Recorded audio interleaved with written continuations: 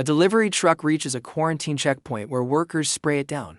The driver asks what's happening and is told there was a small leak at a biotech facility. Nothing serious. As the driver moves on, he reaches for his ringing phone and runs over something. He stops to check. It's a deer. After confirming his truck is undamaged, he leaves the animal lying there. The deer suddenly revives. Siakwu is working, speaking with a client about selling stocks. He browses news about strange fish deaths in a lake when his assistant enters. Siakwu orders him to dump all shares from that business. Later, he parks and argues with his ex-wife about Suan, their daughter. The girl wants to visit her mother tomorrow for her birthday, but he refuses to let her travel alone. He reaches home where his mother greets him. Entering the girl's room, he finds her telling her mom on the phone she can take the train herself. She notices him and ends the call. Siakwu sits beside Suan and asks her to wait 1 week until his work lightens, so he can drive her to Bizin. He gives her the birthday gift early. She opens it and discovers it's identical to something he gave her previously. He asks what else she wants, and she says she wants to see her mom and will travel alone to not burden him. Siakwu and his mother discuss the girl. She advises him to talk properly with his wife when he goes to Bizin. He explains it's a critical time at work, but his mother responds that it's a critical time in Suan's life too, then hands him a camera with footage of the girl's performance he missed. Siakwu views the recording and realizes how much pain she's in, so he agrees to take her there. In the vehicle, he discusses the performance with Suan, attempting to teach a lesson. When he nearly collides with an ambulance, they stop and observe an entire convoy pass by. Suddenly, the girl spots ash falling from above and a faraway fire reflected in the car window. At the terminal, the Bizin train is preparing to leave. The conductor enters his cabin, and the staff get ready as well. The manager of a baseball team instructs everyone to sit, but they notice one of their cheerleaders enter and celebrate. Gil hands Jongil a boiled egg just as Siakwu and his daughter climb aboard. He contacts his office and says he'll return before lunch, before the train departs. An injured girl rushes into the car. As it leaves, Suan sees a man attacking a terminal employee. The girl who entered has a bite wound on her leg. Yin Suk informs one of the staff that a strange man jumped aboard and has been locked in the restroom for some time. Suan is interested and goes to investigate. The man keeps repeating that everyone is dead, but the staff member doesn't grasp what he means and attempts to persuade him to exit the restroom. The bitten girl moves through the train and collapses, but nobody appears to see her. Suan needs to use the restroom, but encounters Sanghua, who's blocking the door for his wife and directs her to another one. In the next car, the female staff member discovers the bitten girl shaking and instantly requests medical help. Siakwu is awakened by his phone when he realizes that Suan is gone. His assistant informs him that something is occurring nationwide. He disconnects and goes to search for the girl. The passengers in the car observe the disaster developing on the TV.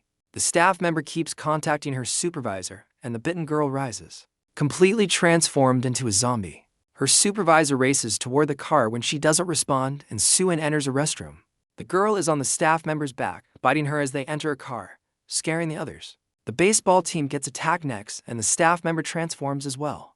Complete chaos erupts. The head staff member instructs the passengers from the next car to flee. Meanwhile, Siakwu searches for his daughter, but before he can locate her, he sees something occurring in the other car. Suan hears the cries too.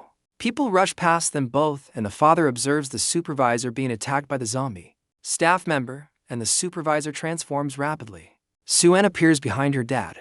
He seizes her and flees as they are pursued by a wave of zombies throughout the train. Sanghua tells his pregnant wife Songkyung to rush when he sees something happening. A zombie bites into a woman before them, and at Songkyung's request he attempts to help, but gets attacked. Siakwu rushes into the next car, while Sanghua traps the zombie in the restroom. He tells his wife to flee, but soon the other zombies come. The rest are still observing it all happen on TV as people from the other cars rush inside. Siakwu reaches the door, shutting it before Songkyung's face. Sanghua manages to repel a zombie, and they enter the car, shutting the door before the creatures can enter. Siakwu realizes that the zombies don't understand how to open the door, and tells the man to release it. He's also figured out that they attacked when they spotted them, so Songkyung blocks the door, effectively calming the zombies. The conductor makes an announcement that they won't be stopping in the next town. So, Yin Suk contacts him on an intercom asking him if he even understands what's happening in the train. He says that the command came from the control center. Siakwu receives a call from his mom because she's concerned for them. She tells him to protect his daughter. The woman transforms while on the phone with him. Siakwu understands what has occurred, but doesn't tell Soo-an. The train decelerates, and people from the terminal they're passing start to pound on the windows, pleading for help, while zombies attack and devour them. In a public broadcast, a government official tells the citizens that violent disturbances have erupted in several major cities, causing many deaths. The government has shut down many major districts. The people on the train check social media and view videos of people being attacked. The broadcast continues telling the citizens that a state of emergency has been announced. The official states that the citizens shouldn't believe fake news, to remain calm and at home. He guarantees the people that their safety isn't threatened as cities burn. The people in the train have blocked off the door and are traveling in the opposite direction. Soo-an tells her dad that her mom's phone isn't responding, so he seats her while he attempts calling. In-gil makes Jong-gil take the seat beside them, so the girl offers In-gil her own seat. Sang-hwa notices the father and child approach, and he's still upset that he shut the doors in their face earlier. Seok-woo scolds the girl for being selfless, instructing her that she needs to protect herself first in situations like these. Another broadcast from the conductor tells them that they will be stopping at a place where the military has been sent to secure their train. Seok-woo overhears Yin-suk asking someone on the phone which cities can be accessed, and it appears that the one they will be stopping in isn't on the list. He tells his daughter to remain where she is and goes to the other car to make a call. Sang-hwa asks the girl about her father, and when she tells him that he's a fund manager, he remarks that it means that he's a bloodsucker. The child agrees, and his wife attempts to brighten the mood by offering her some candy. Then she tells her to greet her baby and touch the belly. Soo-an feels a kick. Seok-woo contacts a client that he believes can assist. He asks him about the city that they'll stop at, and the man informs Seok-woo that once they arrive, they'll be quarantined. When Seok-woo tells him that his daughter is with him and he'll do him a favor if he helps them, the man says not to visit the main square, but to the east one. He'll alert his men. Seok-woo notices the homeless man in the car. Later, the train arrives to the city where the military should be present, but nobody is there. Yin-suk forces his way out first, and all the others follow, including Seok-woo and his girl. The remaining children from the baseball team exit the train with baseball bats. One of the staff members takes the conductor to view the zombie car. When Yin-suk meets them and informs them that Bisan is one of the only cities left open, he tells the conductor to disconnect the zombie car, but it can't be done. The conductor agrees that they should travel to Bisan directly, but wants to bring back the passengers to the train first. Meanwhile, the passengers are entering the empty terminal. Seok-woo enters a restricted area with Soo-an so they can reach the East Square. The homeless man follows them because he overheard his call and wants to join them. Soo-an wants to inform the others and gets upset because her father doesn't allow her to do it. As the rest of the passengers descend the escalator, Sang-hwa senses something unusual about the terminal. Simultaneously, a man appears at the end of the corridor where Seok-woo and Soo-an are standing, so the homeless man chases after him. Seok-woo tells Soo-an to stay there and follows them too. When the passengers reach the bottom of the escalator, the military is shown to be fully transformed into zombies. The horde attacks the passengers. Sang-hwa notices it occurring in time and gets his wife on the stairs so they can escape.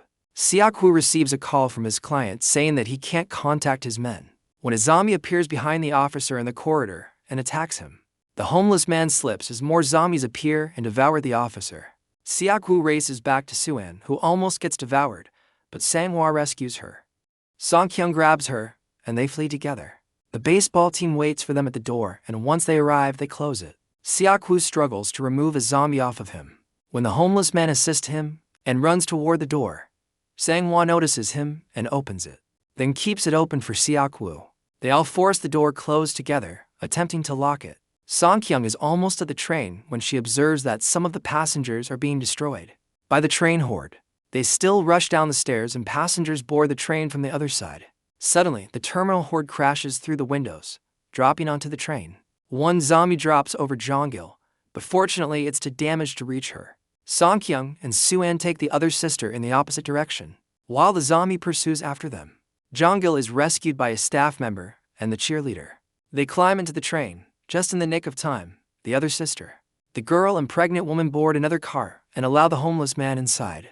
Before the zombies reach him, the zombies surround the train, so Yin-suk tells the staff member that they have to leave if they are to survive. The cheerleader says they can't because her friends are still out there, but the staff member contacts the conductor and tells him to depart. Meanwhile, Sang-hwa finally secures the door. Suddenly, the horde crashes through the glass as the men are fleeing. They observe that the train is moving and hurry, But when they reach the base of the stairs, 2 of the baseball players are taken by the zombies. The last one freezes, but Siak-woo gets him up and running, then inside the train in no time. Sang-hwa falls behind and Siak-woo extends his hand to him, but the man grabs a baton and shield, protecting him from incoming zombies instead. He eventually climbs inside the train too.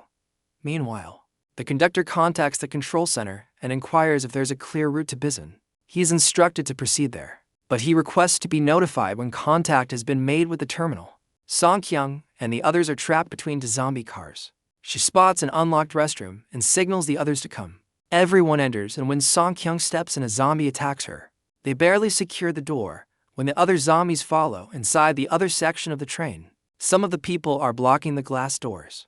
When the conductor makes an announcement that they will be traveling straight to Bizen, the cheerleader receives a call from the last baseball player, and he says he's sorry because nobody else survived. Simultaneously, Siak-woo is attempting to reach his daughter when suddenly he hears Sang-hwa speaking to her on his phone. She informs him that they're stuck in a restroom in car 13. The baseball player informs them that the rest are in car 15. The men prepare to save the others. Sang-hwa plans out their approach, positioning himself up front, the boy in the middle and Siak-woo in the back. They'll wait till they pass the tunnel. The zombies notice them immediately, and the 3 of them go in fighting. Sang-hwa begins destroying zombies with his bare hands, and Siak-woo assists him from his flank. The boy uses his bat as a weapon, and they fight as an unstoppable team. The next car is filled with zombie baseball players, and the boy freezes up. Sang-hwa pushes him away and battles the zombies. Siak-woo finds one of their bats and attempts to fight them off. The 2 of them are deadlocked with the baseball zombies, and the boy can't do anything. Suddenly, they pass through another tunnel, and the zombies begin acting oddly. Siak-woo makes a sound with the bat which the zombies follow, and they are able to escape. The train passes the tunnel, and the moment they go through the doors and the zombies attack again. They rest between cars. When Siak-woo gets an idea to use their phones as decoys once the train goes through a tunnel, they enter the car in the darkness when the zombies can't see them, and Siak-woo throws Sang-hwa's phone in the back of the car. He calls it, and the zombies rush to it, so they escape without fighting. They reach the restroom, and everyone is relieved to see each other. The baseball player finds another restroom, and when they pass the tunnel, he gets the others inside. Siak-woo has calculated how long they have to the next tunnel, and the boy texts his girl in car 15.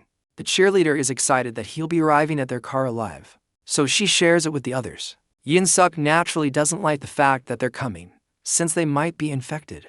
The rest of the people seem to agree with him.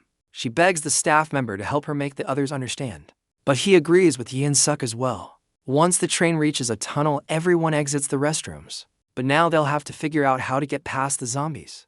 Everyone crawls through the luggage racks. Siak-woo diverts the attention of the zombies, and they get down in the car, then move in the next car. The homeless man falls over, and Siak-woo goes to help him.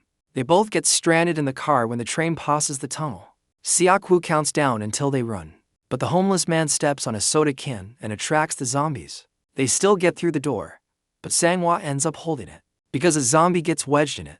The baseball player calls to his girl in the other car because that door is secured. The people from car 15 have sealed the door from their side and prevent the girl from telling them that. Siak-woo goes over to help Sang-hwa as the boy attempts to smash the other door. Suddenly, a zombie bites Sang-hwa. They finally smash the door to the other car, and the baseball player attempts to enter, but Yin-suk holds the door. As the other men attempt to help him, Jongil and the cheerleader fight them from the inside.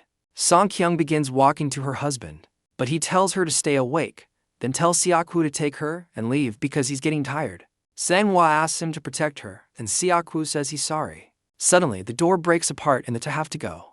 Sang-hwa doesn't go down without a fight and keeps the zombies at bay. The others unlock the door and come inside. Siak-woo grabs his daughter and Song-kyung, but doesn't get to Eun-gil and Jongil. He shuts the door and immediately attacks Yin-suk, calling him a bastard. Yin-suk says that Siak-woo is infected, and the staff member tells them to move in the vestibule. The passengers from car 15 all tell them to get out. The homeless man goes first. The cheerleader doesn't want to remain with them, so she goes with the baseball player. Song-kyung tells Soo-an that they should go too, and Siak-woo follows. The others seal them inside the vestibule. Jongil sees her zombie sister on the other side of the door and opens it before anyone can stop her. The passengers from car 15 get overwhelmed by the zombies. Meanwhile, the conductor calls him to inquire about the situation in Bizen. He doesn't get an answer, but observes fires burning in the city. Siakwu finally speaks to his daughter. He says that he'll take her to her mom for her birthday. Later, Siakwu receives a call from his assistant who informs him that Bizen has the best defense of all the cities. He also informs him that the virus started in one of their companies. The train stops suddenly because there's a blockade. The conductor makes an announcement that he'll locate another train to get the remaining people to Bizen. Yin-suk and the staff member have survived the zombie attack. The conductor inspects the first train he sees, but since it's filled with zombies, he goes to locate another one. Siakwu tells the rest that they have to move and find a way to Bizen. Meanwhile, the conductor keeps searching for another train. He finds an empty one and operates it. Yin-suk and the staff member are stuck in the restroom. He tells the staff member to go first and pushes him into the zombies to escape. Meanwhile, a burning car crashes into the trains where the survivors are and separates them. The baseball player gets the cheerleader in a train, and while he attempts to break open the door, Yin-suk enters, sacrificing the girl and leaving the baseball player to fight off the zombie. He escapes and the boy gets rid of the zombie. The girl begins to turn in his arms and then bites him. Meanwhile, Soo-in wakes Siakwu. The two of them, Song-kyung and the homeless man, are trapped under a zombie car. Yin-suk races toward the moving train, and when the conductor attempts to help him, he abandons him too. The train car keeps collapsing, but Siakwu finds a way out. As he turns to pull the others out, the gap caves in. The zombies crash through the windows of the train car, and the homeless man attempts to stop them from getting to the girls. Siakwu opens up the gap again, and the two of them get out, leaving the man behind, Song-kyung. Siakwu and the child flee from the horde and after the moving train car. All the zombies from the terminal race toward the car, piling on top of each other. They all climb on the train, but so do the zombies. They're holding tight to it, and Siakwu attempts to get them off, succeeding eventually. The three of them search for the conductor, but find a half-turned Yin-suk in the cabin instead. He manages to unlock the door. Siakwu tells him that he's infected, and when the turn is complete, he begins to attack them. Siakwu battles him, then Song-kyung gets him off his back. The man grabs Yin-suk, and he bites him. Siakwu chains himself on the train, then throws the man off. He realizes that he's bitten.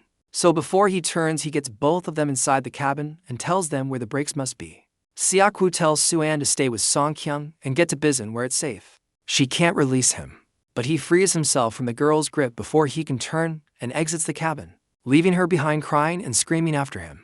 As he begins to turn into a zombie, he remembers the day that Soo-in was born, then jumps off the train car. Song-kyung and Soo-in have to stop and leave the train because there's a blockade on the tracks. They continue on foot through the rubble and the bodies. The two enter a dark tunnel. The military is on the other side. A sniper has them in aim, but he can't determine if they're infected.